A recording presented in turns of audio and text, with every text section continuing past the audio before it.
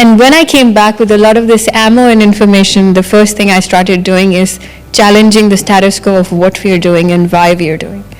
Because a lot of times the leaders and the C-suite gets convinced not to the what, but to the why.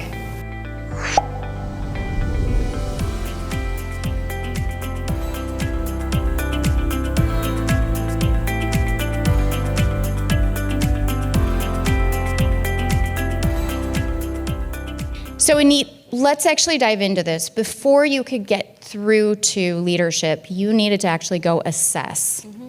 What was that process like to assess the current state of the state, and how did that inform your initiative?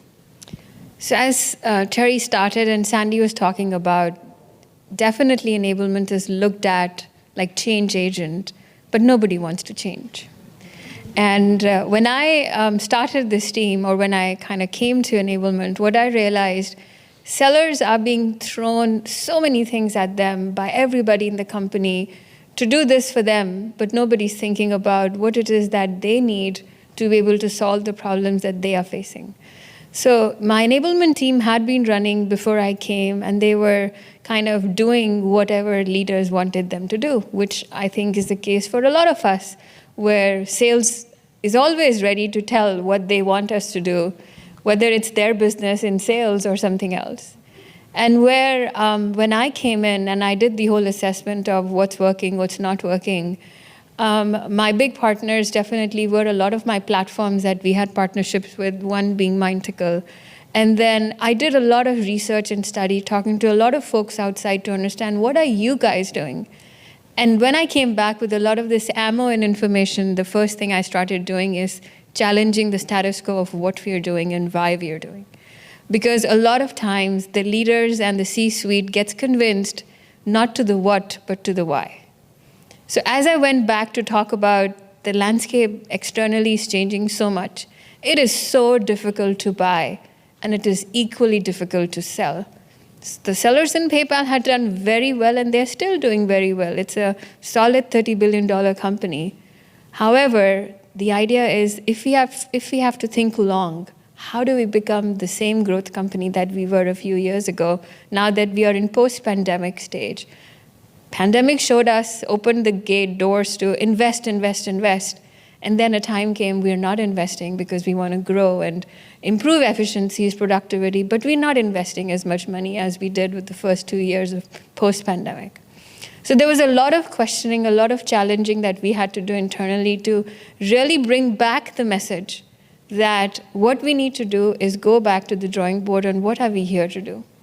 And to Sandy's point earlier as well, the buy-in with the C-suite or the buy-in from the buyer, it is a very emotional journey for everybody.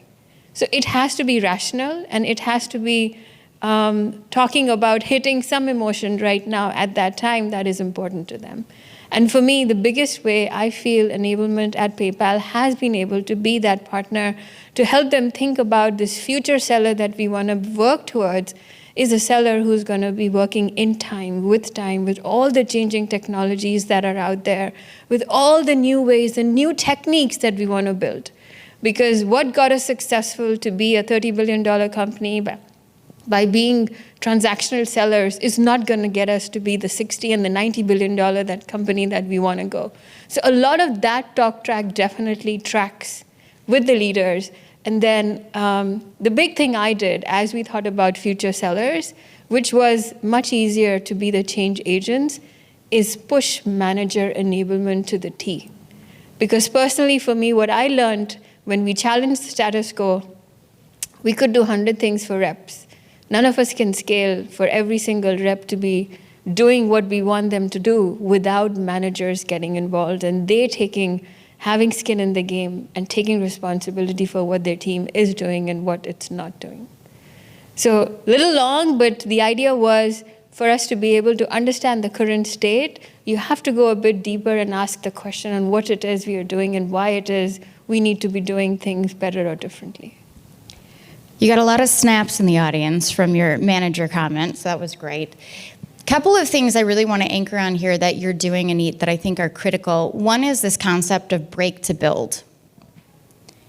Breaking to build is tough. especially when enablement is often looked at as the necessary evil in an organization. How do you walk in and act like a disruptor without risking potentially your job? It's very challenging to do. And I think Anit did a phenomenal job in this situation. When we were prepping for this, we had a conversation about a model that we actually both follow. And if you're not familiar with it, we have it up here, or there we go. The 5 whys. Anybody familiar with Sakichi Toyoda's 5 whys? Awesome.